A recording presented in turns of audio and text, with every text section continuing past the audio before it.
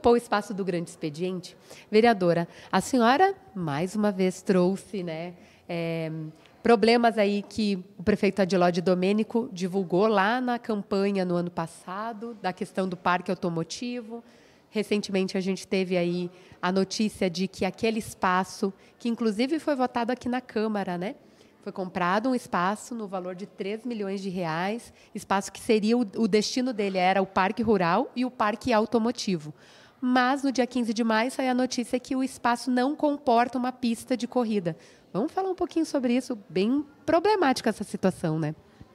Infelizmente é mais um problema que a gente traz, né, de uma promessa de campanha, e eu acredito que a gente, como vereador, está aqui para fiscalizar, sim, e a gente verificando algumas coisas que foi prometido para a população, inclusive com colocação de máquinas, né, funcionando, divulgando início de obra. Então, isso é muito complicado. E a gente fez a denúncia, então, que foi um terreno comprado no valor de 3 milhões de reais para funcionar os dois parques, rural e automotivo, e agora a gente foi verificado, enfim, pela administração, que não serve para parque automotivo. Então, é uma preocupação que a gente tem desse e de tantas outras situações e promessas de campanha que agora, quando é para colocar em prática ou para estar entregando para a comunidade, volta-se atrás e não tem, assim como o Parque de Proteção Animal e tantas outras coisas.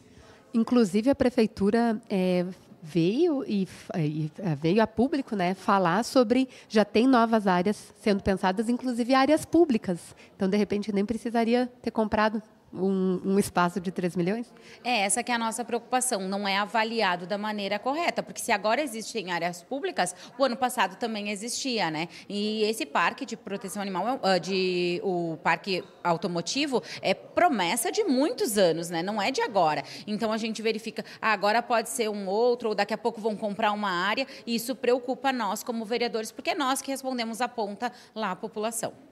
Muito obrigada pelos esclarecimentos, vereadora. Muito obrigada e um bom dia a todos.